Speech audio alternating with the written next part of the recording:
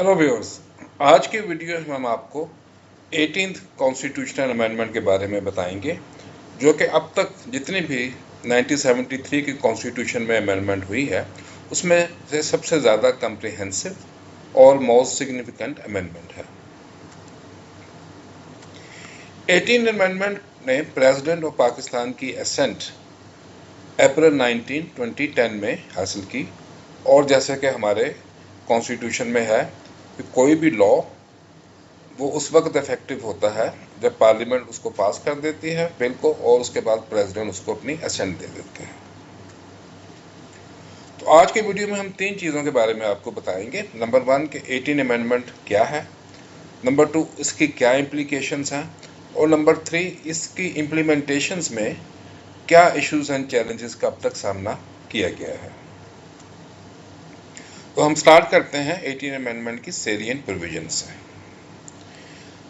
तो ये हमने आपको एक मैट्रिक्स की फॉर्म में ये 18 अमेंडमेंट आपको एक्सप्लेन करेंगे, जिसमें हम आपको बताएंगे कि 18 अमेंडमेंट कौन से आर्टिकल को अमेंड किया, उसका सब्जेक्ट क्या था आर्टिकल का, कॉन्स्टिट्यूशन 18 अमेंडमेंट से पहले क्या कहता था, और फिर 18 अमेंडमेंट के बाद कॉन्स्टिट्यूशन की क्या पोजीशन बन गई।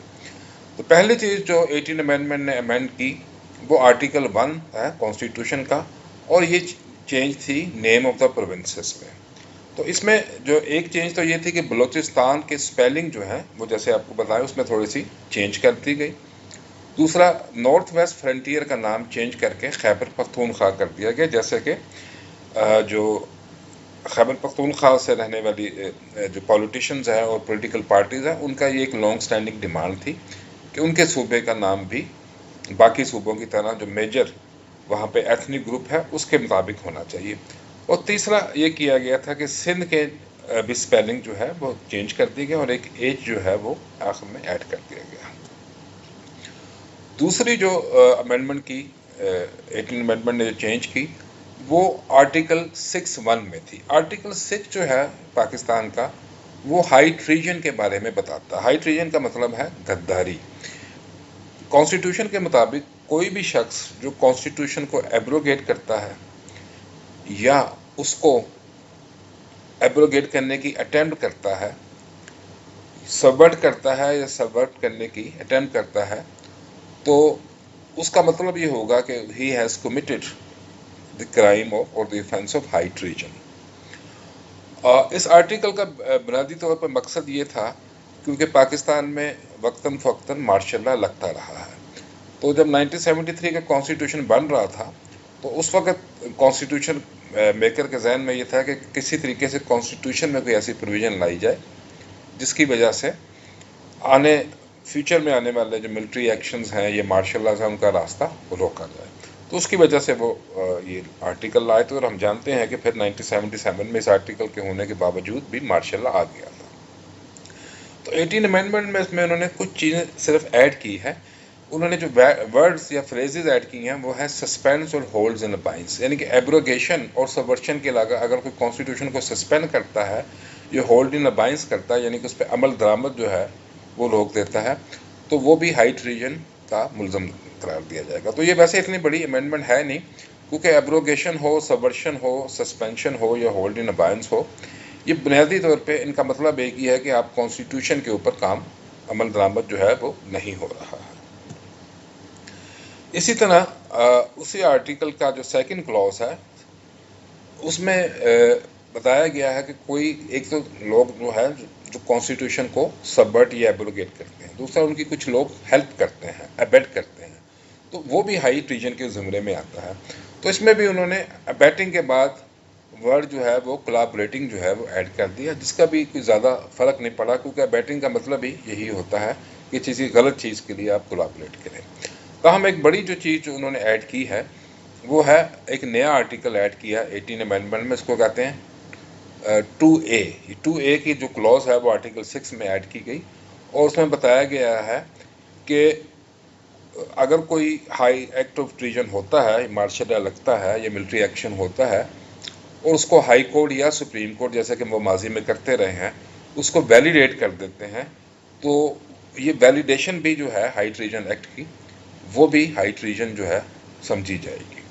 तो ये इसका बेसिक मकसद ये है कि जुडिशरी को रोका जाए कि वो जो अनकॉन्स्टिट्यूशनल एक्ट हैं उनको वैलिडेट ना करें।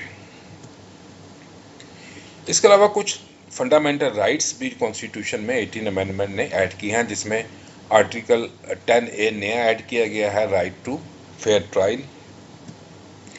इसी तरह एक नया आर्टिकल ऐड किया गया है, article 19A, right to information,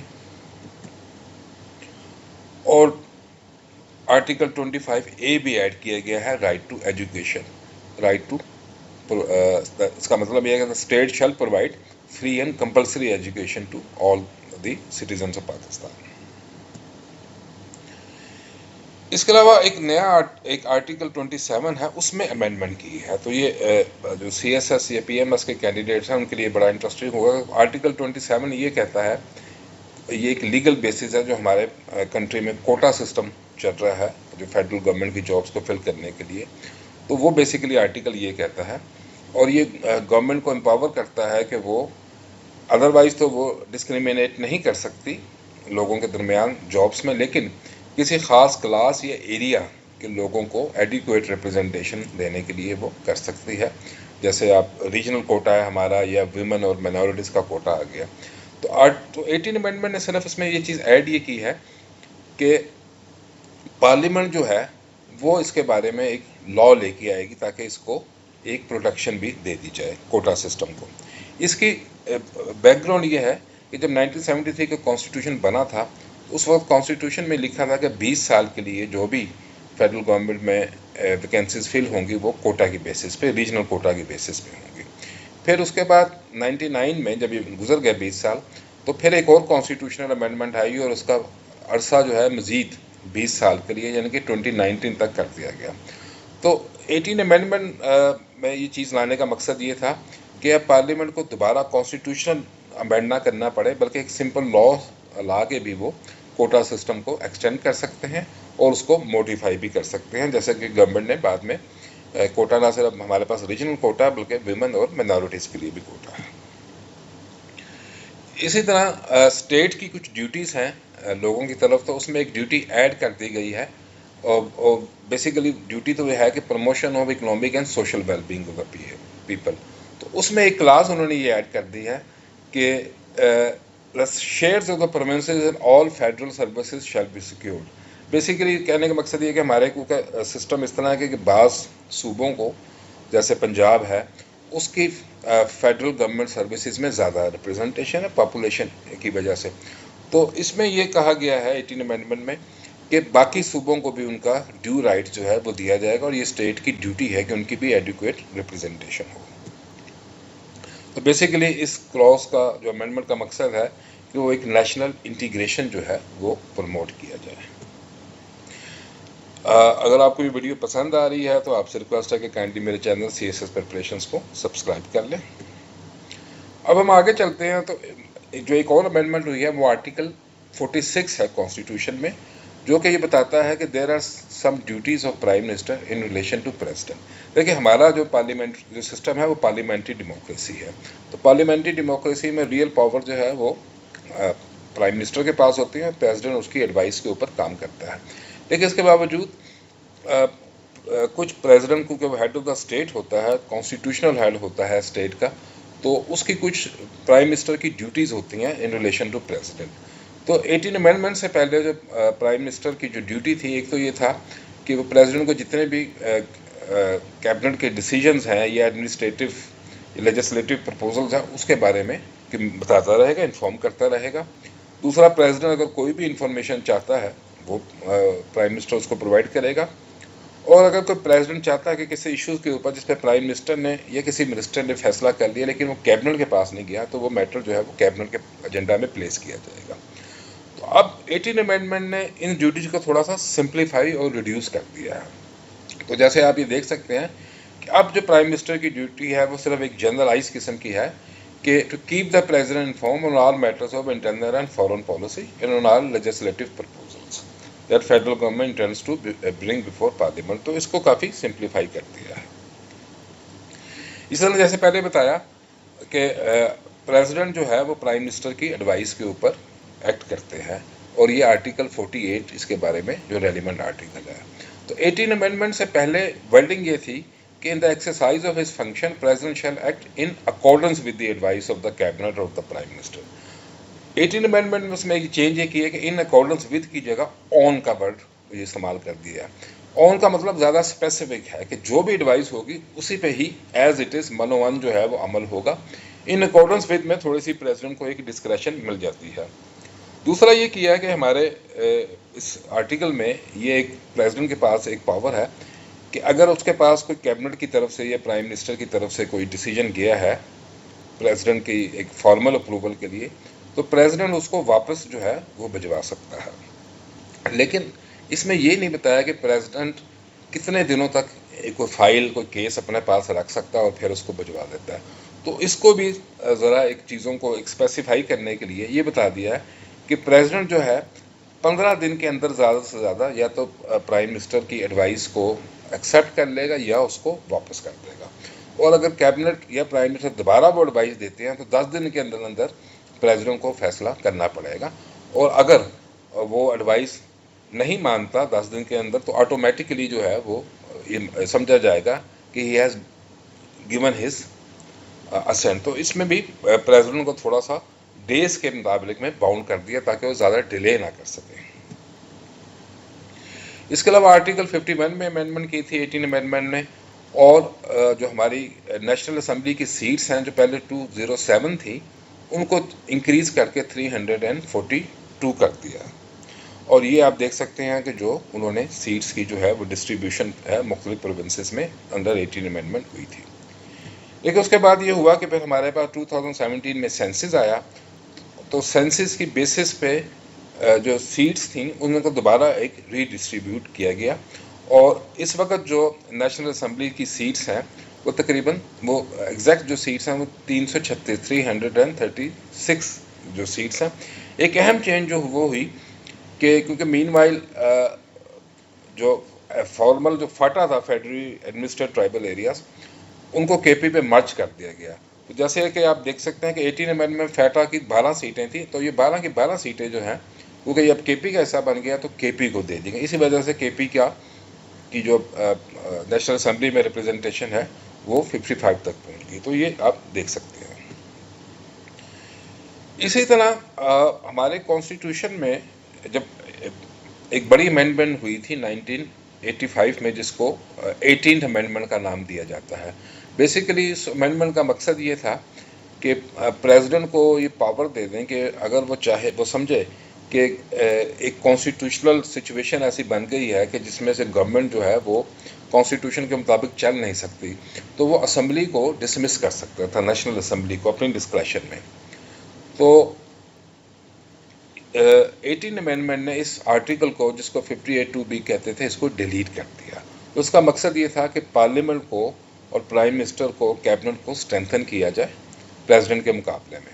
तो ये एक बड़ी सिग्निफिकेंट डेवलपमेंट है क्योंकि आर्टिकल 58(2)B की वजह से 1990s में हमारी कुछ 4 दफ़ा जो है असम्बली नेशनल असम्बली को डिसॉल्व कर दिया गया था, नए इलेक्शन हुए थे। फिर सेनेट की जो है सीट्स वो 87 से 104 करवा दी गई हैं। और लॉ मेकर्स की जो क्वालिफिकेशन आर्टिकल 62 में उसमें 7 क्वालिफिकेशन दी है उसमें से एक क्वालिफिकेशन या एलिजिबिलिटी क्राइटेरिया जिसको आप कह सकते हैं उसको डिलीट कर दिया गया है। इसके अलावा हमारे कॉन्स्टिट्यूशन में एक आर्टिकल है 63A with regard to disqualification of law makers for defection. कहने का मकसद ये है कि अगर कोई लॉ मेकर एक पार्टी की टिकट पे इलेक्ट हुआ है और वह असेंबली में जाने के बाद किसी दूसरी पार्टी में शामिल हो जाता है तो उसको कहते हैं डिफेक्शन। तो पाकिस्तान में सबसे पहले तो ये डिफेक्शन मना नहीं थी ओरिजिनल कॉन्स्टिट्यूशन में 1973 के।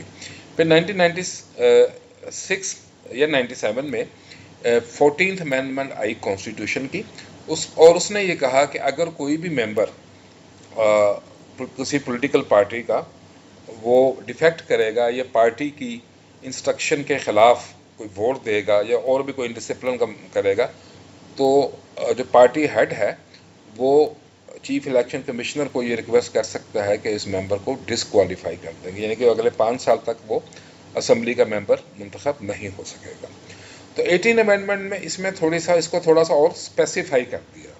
तो उन्होंने बताया कि जो डिसक्वालिफिकेशन हो सकती है उनकी जो ग्राउंड्स हैं वो ये हो सकती हैं। एक ग्राउंड तो ये हो सकती है कि वो किसी दूसरी पार्टी में चला जाता है, दूसरा वो वोट देता है contrary to the direction of इस पार्लियामेंट्री पार्टी, वैसे पार्लियामेंट्री पार्टी के फैसले के ये हदायत के ख़िलाफ़ वोट देता है, लेकिन हर लेजिस्लेशन पे, ये हर बिल पे नहीं, लेकिन कुछ ख़ास केसेस में।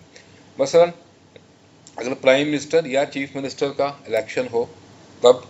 नंबर 2, अगर वोट ऑफ कॉन्फिडेंस या नो कॉन्फिडेंस हो प्राइम मिनिस्टर और चीफ मिनिस्टर के ख़िलाफ़, या कोई मनी बिल जिसको बजट कहते हैं, ये कॉन्स्टिट्यूशनल अमेंडमेंट बिल है, अगर इस पे वो इन चीज़ों के ऊपर पार्टी हेड की या पार्लियामेंट्री पार्टी के फैसलों की वो खिलाफ वर्जी करता है, तो फिर उसको डिफेक्शन की जो क्लॉज है वो उस पर एप्लीकेबल होगी, अदरवाइज उस पर एप्लीकेबल नहीं होगी। तो इसको भी उन्होंने थोड़ा सा स्पेसिफाई कर दिया है और कुछ डाइल्यूट कर दिया है। और जो सबसे सिग्निफिकेंट जो अमेंडमेंट 18 अमेंडमेंट ने की है, जो चेंज की है, वो ये है कि कंकरेंट लेजिस्लेटिव लिस्ट जो है वो अबॉलिश कर दी है। उससे पहले हमारे कॉन्स्टिट्यूशन में 2 लिस्ट थी, फेडरल लेजिस्लेटिव लिस्ट और concurrent legislative. Federal legislative list पे सिर्फ फेडरल गवर्नमेंट या पार्लियामेंट जो है वो लॉ मेकिंग कर सकती है, जबकि कंकरेंट लेजिस्लेटिव लिस्ट पे फेडरल गवर्नमेंट या नेशनल पार्लियामेंट और प्रोविंशियल असेंबली या प्रोविंशियल गवर्नमेंट दोनों लेजिस्लेशन कर सकते थे, और इसके अलावा जो बाकी सब्जेक्ट थे वो सब प्रोविंसेस में थे। तो अब 18 अमेंडमेंट ने यह किया कि कंकरेंट लिस्ट को ख़त्म कर दिया, सिर्फ हमारे इस कॉन्स्टिट्यूशन में इस वक्त एक लिस्ट है, फेडरल लिस्ट। तो फेडरल लेजिस्लेटिव लिस्ट में फेडरल गवर्नमेंट की या पार्लियामेंट की जो लॉ मेकिंग की पावर्स हैं वो इनोमिनेट कर दी हैं कि इन किन एरियाज पे, जैसे डिफेंस है, इंटरनल सिक्योरिटी है, ट्रेड है, उसके ऊपर वो कर सकता है। बाकी जितनी भी पावर्स हैं वो प्रोविंसेस के पास चली गई है। तो इससे प्रोविंसेस की जो ऑटोनॉमी है उसमें इजाफा हो गया है। इसके अलावा आर्टिकल 90 में ये लिखा था कि executive authority of the federation shall vest in the president. तो हमारे यहाँ प्रेसिडेंट को बहुत ज़्यादा जब कॉन्स्टिट्यूशन 18 अमेंडमेंट से पहले उसमें पावर थे, तो 18 अमेंडमेंट ने ये किया कि क्योंकि इसका फोकस ये था कि प्राइम मिनिस्टर की पावर इंक्रीज़ की जाए, तो उन्होंने ये क्लियरली बता दिया कि प्राइम मिनिस्टर जो है वो चीफ एग्जीक्यूटिव होगा फेडरेशन का, प्रेसिडेंट नहीं होगा। इसके अलावा इसी तरह आर्टिकल 99 में ये लिखा था कि जो प्रेसिडेंट है वो रूल्स बनाएगा for the transaction of the federal government business. इनको कहते हैं रूल्स ऑफ बिजनेस, यानी कि ये बताते हैं कि फेडरल गवर्नमेंट जो है वो काम कैसे करेगी। तो अब ये पावर भी प्रेसिडेंट से लेके 18 अमेंडमेंट ने फेडरल गवर्नमेंट को दे दी। फेडरल गवर्नमेंट का मतलब है कैबिनेट का। तो अब कैबिनेट जो है वो रूल्स बनाएगी, प्रेसिडेंट जो है वो रूल्स नहीं बना सकते। इसके अलावा अपॉइंटमेंट ऑफ गवर्नर्स है, गवर्नर जो है वो फेडरल गवर्नमेंट को रिप्रेजेंट करता है। तो 18 अमेंडमेंट से पहले ये था कि गवर्नर को प्रेसिडेंट अपॉइंट करेगा after consultation with the prime minister. Prime minister से सलाह मशवरा करेगा और फिर कर लेगा, अपॉइंट कर लेगा। लेकिन 18 अमेंडमेंट में अगेन प्राइम मिनिस्टर को ज़्यादा पावर दे दी है और ये बता दिया है shall be appointed by the president on the advice of the prime minister, यानी कि प्राइम मिनिस्टर जिस बंदे का नाम, जिस शख्स का नाम प्रपोज कर देंगे गवर्नर के लिए, प्रेसिडेंट को उसको गवर्नर अपॉइंट करना पड़ेगा। तो प्रेसिडेंट के पास कोई डिस्क्रेशन नहीं रह गई। इसके अलावा आर्टिकल 105 जो कि प्रोविंशियल गवर्नमेंट की वर्किंग के साथ डील करता है, उसमें यह था कि जैसे फेडरल गवर्नमेंट में का लॉ में इस तरह का हमने देखा है कि in the exercise of his function governor shall act in accordance with the advice of the cabinet और ऑफ चीफ मिनिस्टर। तो यहाँ पे भी जिस तरह फेडरल गवर्नमेंट के सिलसिले में हुआ है, इन अकॉर्डेंस विद की जगह ऑन कर दिया ताकि प्रोविंशियल गवर्नमेंट की पावर जो है वो इंक्रीज हो जाए।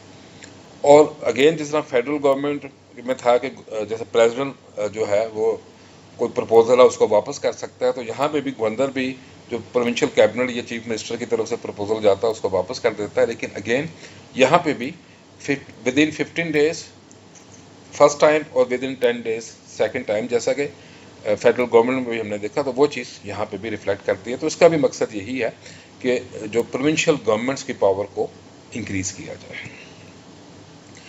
इसके अलावा एक ये भी इख्तियार था गवर्नर को कि वो किस प्रेसिडेंट की अप्रूवल से कोई प्रोविंशियल असम्बली जो है अपनी, पंजाब का गवर्नर है तो पंजाब की असम्बली को वो डिसॉल्व कर सकता है in case of a constitutional breakdown.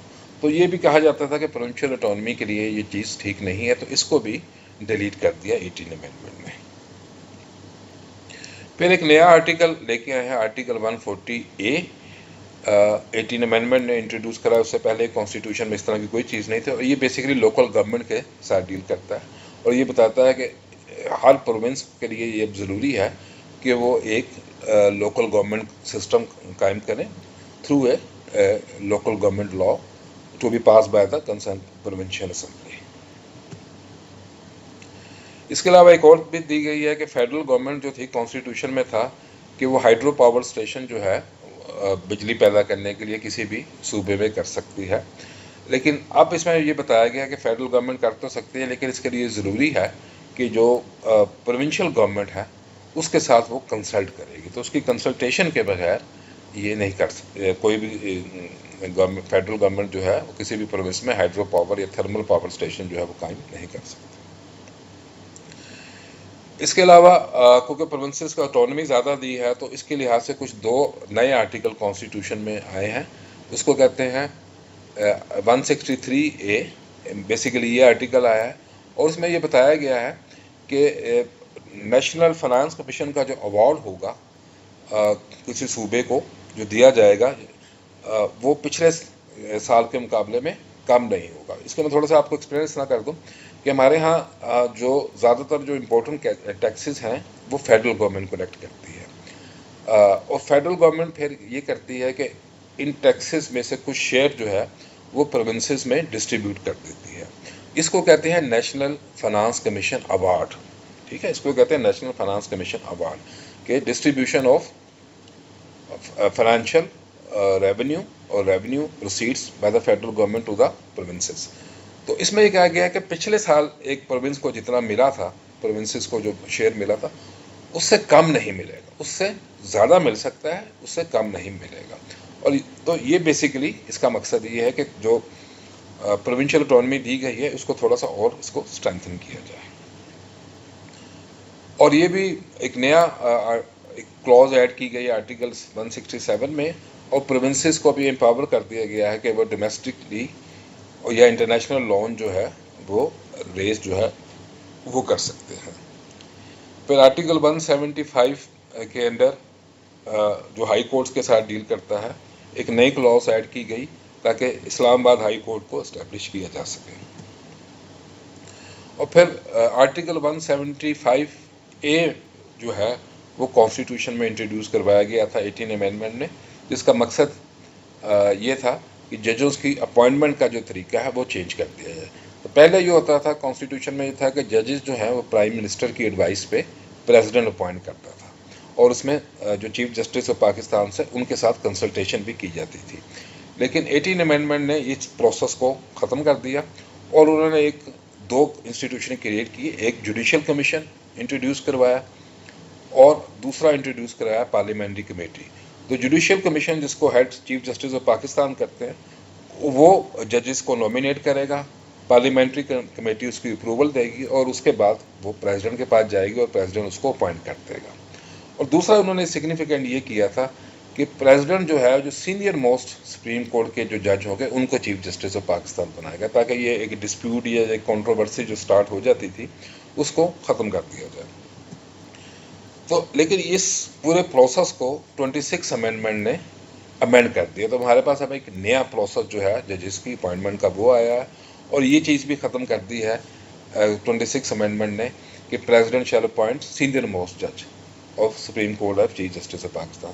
तो उसके बारे में अगर आप डिटेल जानना चाहते हैं 26 अमेंडमेंट के बारे में तो काइंडली मेरी वीडियो इस पर एक है डिटेल वीडियो वॉच कर लें। इसका जो लिंक है वो डिस्क्रिप्शन बॉक्स में दिया हुआ है। अब हम आपको थोड़ा सा बताएंगे कि 18 अमेंडमेंट की इम्प्लीकेशंस क्या हैं। तो सबसे पहले तो है कि इससे प्रोविंशियल ऑटोनॉमी जो है वो बहुत ज़्यादा इन्हांस हो गई है और फेडरलिज्म जो है पाकिस्तान में वो स्ट्रेंथन हो गया है। जैसे आपको बताया कि कंकरेंट लेजिस्लेटिव लिस्ट डिलीट कर दी गई है, फाइनेंशियल रिसोर्सेज जो है प्रोविंसेस को ज़्यादा दे दिए गए हैं, गवर्नर जो हैं वो चीफ मिनिस्टर की एडवाइस पे एक्ट करेंगे और प्रोविंसेस की जो गवर्नमेंट है उसको असेंबली को गवर्नर जो है वो अपनी डिस्क्रेशन में कॉन्स्टिट्यूशनल ब्रेकडाउन की वजह से डिज़ोल्व नहीं कर सकते। फिर नेशनल इंटीग्रेशन को इंक्रीज़ कर दिया गया, क्योंकि ये बताया गया कि प्रोविंसेस को फेडरल जॉब्स में उनका जो ड्यू शेयर है उसको दिया जाएगा, उस चीज़ को प्रोटेक्ट किया जाएगा। फिर प्राइम मिनिस्टर की पोजीशन को, जैसे कि आपको एक्सप्लेन किया, वो प्रेसिडेंट के मुकाबले में इसको काफ़ी स्ट्रेंथन कर दिया गया है। फिर फंडामेंटल राइट्स का स्कोप इंक्रीज कर दिया गया, नए फंडामेंटल कुछ राइट्स जो हैं वो सिटीजन्स को दे दिए गए हैं। और ख़ासतौर पर जो राइट टू फेयर ट्रायल है, राइट टू इंफॉर्मेशन है, इससे गवर्नमेंट में ज़्यादा ट्रांसपेरेंसी आएगी और गवर्नमेंट जो है विल बिकम, ख़ासतौर पर जो सिविल सर्विस है, it will become more accountable to the people और the representatives of the people. फिर ये है कि जिस तरह आर्टिकल 6 में जो अमेंडमेंट की गई है, तो इससे ये हुआ है कि कॉन्स्टिट्यूशन में जो प्रोटेक्शन थी अगेंस्ट मिलिट्री टेक ओवर, उसको मज़ीद स्ट्रेंथन कर दिया गया है। फिर जजेस की अपॉइंटमेंट का प्रोसीजर जो है वो किया गया था, लेकिन जैसे आपको बताया कि ये प्रोसेस जो है ज़ाहिर है इसको दोबारा चेंज कर दिया गया है 26 अमेंडमेंट में।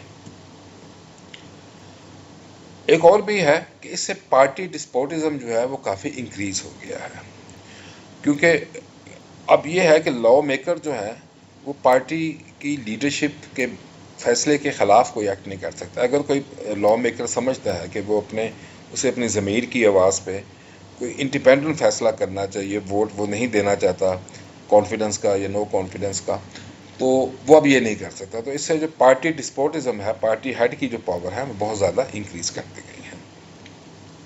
अब हम आते हैं कुछ इश्यूज़ एंड चैलेंजेस के ऊपर। तो एक तो ये है कि जैसे आपको बताया कि जो कंकरेंट लेजिस्लेटिव लिस्ट थी वो ख़त्म कर दी, प्रोविंशियल ऑटोनॉमी इससे ज़्यादा हो गई। लेकिन उसमें इशू जो सामने आया देखने में वो ये है कि फेडरल गवर्नमेंट को कई सब्जेक्ट्स के ऊपर नेशनल पॉलिसीज़ बनानी पड़ती हैं, कई सब्जेक्ट्स पे उसको इंटरनेशनल ट्रीटी साइन करनी करती हैं, और वो सब्जेक्ट जो थे वो पहले कंकरेंट लेजिस्लेटिव लिस्ट में थे, इस पर फेडरल गवर्नमेंट लेजिस्लेट कर सकती थी, पॉलिसी मेकिंग कर सकती थी। लेकिन अब फेडरल गवर्नमेंट क्या करे, तो ये चीज़ इस पर जब काम शुरू हुआ, इसकी इम्प्लीमेंटेशन शुरू हुई, उसमें ख़ास तौर पर जो दो एरिया हैं वो है एग्रीकल्चर और एनवायरनमेंट। तो इस पे जब इम्प्लीमेंटेशन शुरू हुई तो ये इशू सामने आए। तो फिर हुआ ये कि बाद में दो नई मिनिस्ट्री जो है फेडरल गवर्नमेंट को क्रिएट करनी पड़ी। एक तो ministry of national food security create करनी पड़ी, जिसने ministry of food and agriculture की जगह ली, जो 18 अमेंडमेंट के बाद अबॉलिश हो गई थी।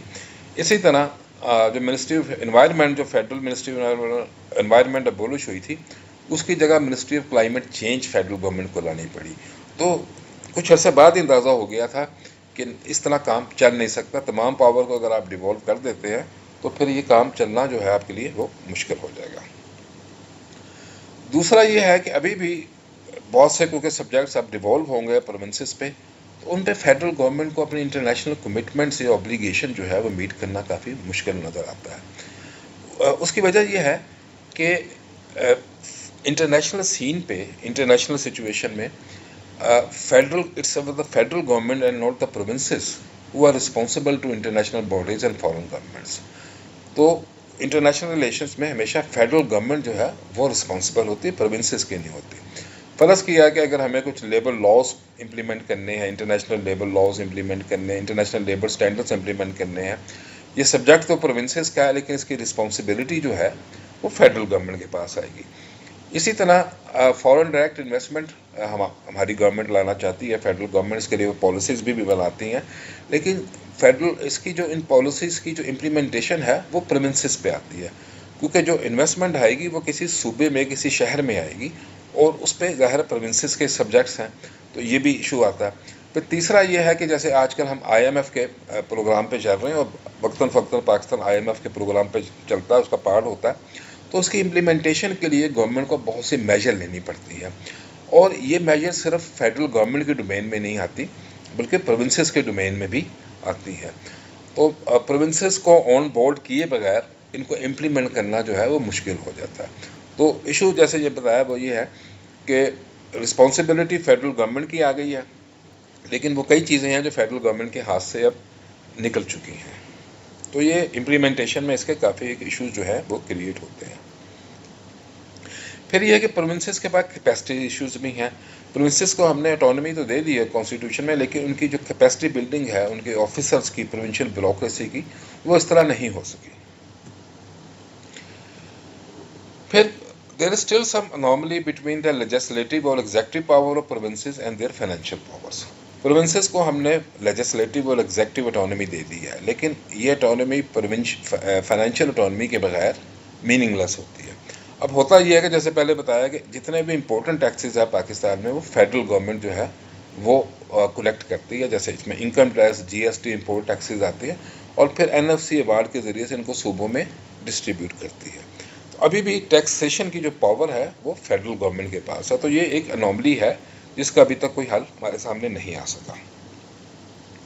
फिर पॉलिटिकल पार्टीज़ का भी एक रोल आ जाता है इस इशू एंड चैलेंजेस में, क्योंकि हमने प्रोविंशियल ऑटोनॉमी तो कॉन्स्टिट्यूशनली दे दी है, लेकिन हमारी जो पॉलिटिकल पार्टीज़ हैं वो अभी भी कोई हाईली सेंट्रलाइज्ड ऑर्गेनाइजेशंस हैं। तो वहाँ पे भी फैसले टॉप के ऊपर होते हैं, प्रोविंशियल लीडरशिप की से कंसल्टेशंस पर नहीं होते। तो इसी वजह से कि अगर आप प्रोविंशियल ऑटोनॉमी दे भी गई है, लेकिन अगर पार्टी की एक हुकूमत है एक सूबे में, तो उसकी प्रोविंशियल लीडरशिप वो प्रोविंस को एडमिनिस्टर कर रही है, लेकिन जो तमाम डिसीजन मेकिंग पावर जो होगी वो अभी भी जो पॉलिटिकल पार्टी की जो सेंट्रल लीडरशिप है उसके पास होगी। तो इससे प्रैक्टिकली जो है प्रोविंशियल ऑटोनॉमी जो है वो नलीफाई हो सकती है। उम्मीद है आपको ये वीडियो पसंद आई होगी। आपसे रिक्वेस्ट है कि काइंडली मेरे चैनल सीएसएस प्रिपरेशंस को सब्सक्राइब कर लें। अगर आपका कोई क्वेश्चन या कमेंट्स हों तो काइंडली कमेंट सेक्शन में आप you can ask in the comment section. Thank you for your time.